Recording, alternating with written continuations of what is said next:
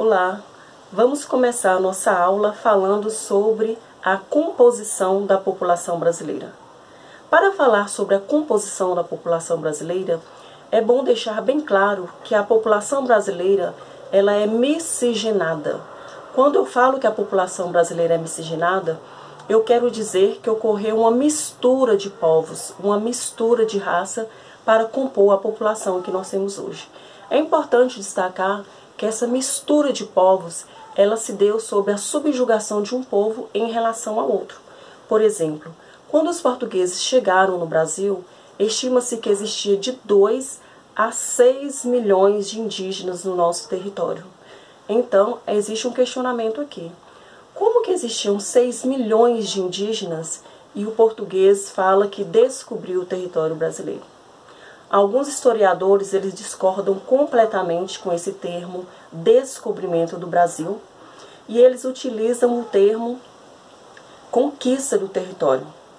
Eu diria que houve uma invasão do território brasileiro, pois eles desconsideraram completamente a existência dos 6 milhões de indígenas, ocuparam toda a área, retirou todos os recursos que existiam no terreno, no território brasileiro, e se apossaram de tudo, desconsiderando completamente a existência desses indígenas. Esses povos indígenas, eles viviam espalhados por todo o território brasileiro. Isso pode ter sido um motivo que levou à facilitação dessa dominação portuguesa, porque eles viviam espalhados por todo o território e eles não se organizavam delimitando territórios, eles não demarcavam áreas. Então isso facilitou a dominação portuguesa. Existiam centenas de nações indígenas quando os portugueses chegaram. Dentre elas nós vamos destacar a existência de 4, que eram os povos Tupi-Guarani, Jê, Aruaque e Caribe, cada um vivendo com sua forma diferenciada. De acordo com o último censo demográfico, que foi então em 2010, estima-se que exista cerca de 820 mil indígenas no território brasileiro. 820 mil pessoas que se declaram indígenas. Desses 820 mil população indígena, nós vamos ter 300 mil residindo em cidades. Esses 300 mil que residem em cidades, gente, eles já perderam quase que completamente as suas características indígenas. A grande maioria, eles não falam mais a língua nativa, não se vestem e não tem um modo de viver indígena. E cerca de 430 que vivem na Amazônia Legal.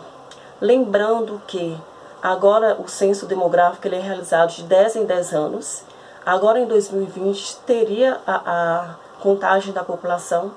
Já havia até mesmo aberto o processo seletivo para os recenseadores, porém com a atual pandemia esse processo ele foi cancelado, anulado, e provavelmente o censo demográfico ele irá ocorrer em 2021.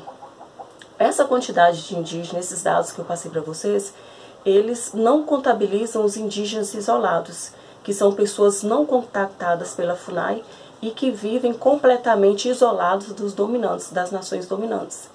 A FUNAI ela vai ser o órgão responsável pelos cuidados dos indígenas. Significa Fundação Nacional do Índio. Agora nós enfrentamos, gente, nesse atual momento de pandemia, um fato bem preocupante relacionado aos indígenas.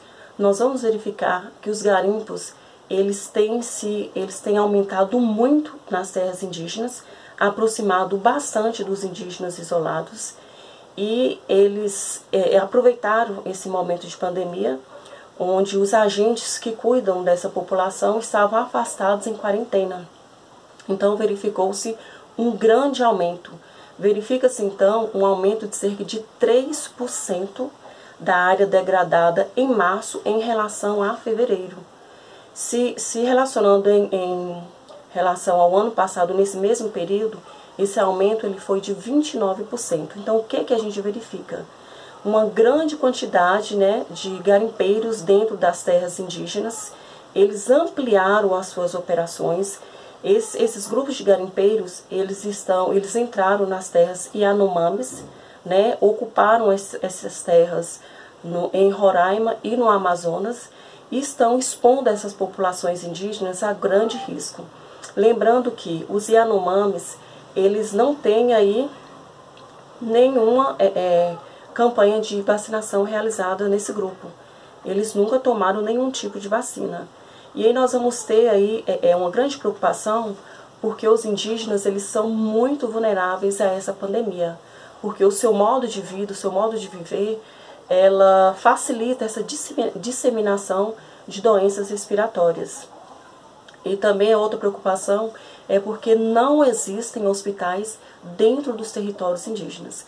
Tanto que o governador do Amazonas, essa semana, né, ele publicou que vai começar a construir hospitais de campanha justamente para atender essa população indígena, que a preocupação já é muito grande desse vírus, né, da chegada desse vírus nas tribos, né.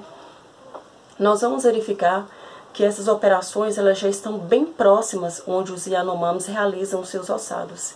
E essa preocupação ela se torna maior ainda quando se trata dos indígenas isolados.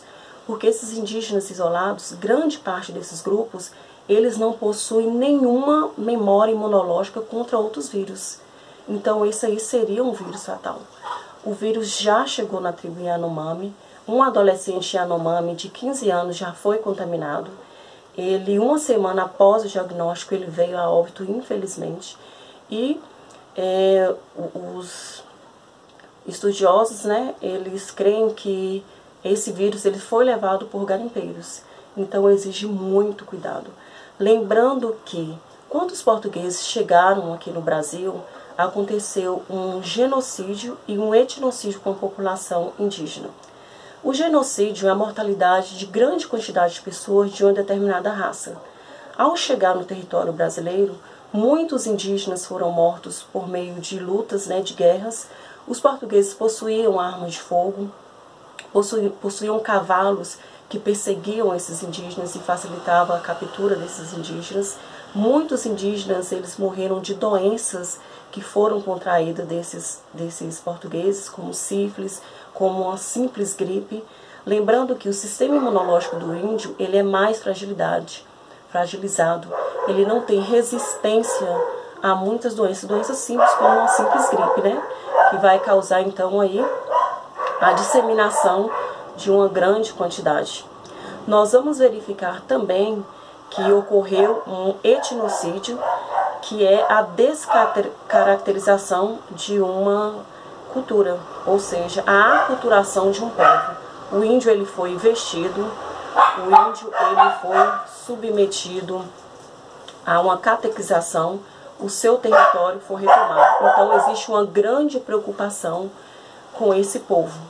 Nós vamos ter aqui então, gente, no centro-oeste e no norte do Brasil, uma grande quantidade. Gente, desculpa, eu tive que pausar aqui porque os cachorros não deixam eu gravar o vídeo. Nós vamos ter então, na região centro-oeste do Brasil e no norte, muitas disputas envolvendo terras, né? De um lado estão os indígenas que se encontram preocupados com a organização, com a regularização de suas terras, ou até mesmo indígenas que tiveram suas terras invadidas. Do outro lado, nós vamos ter a presença de fazendeiros, colonos, garimpeiros e madeireiros que lutam por essas terras.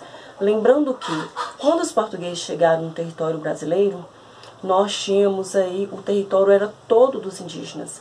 Hoje eles vivem em terras demarcadas, que eu costumo chamar de chiqueirinhos, né? Eles demarcam a terra, colocam o indígena ali dentro, olha, aqui é o seu lugar, é o seu espaço, não saia daí. E mesmo essas terras demarcadas, a gente verifica que elas vêm sofrendo invasões, infelizmente. O próximo vídeo a gente vai dar sequência falando sobre os outros povos que compõem aí a população brasileira.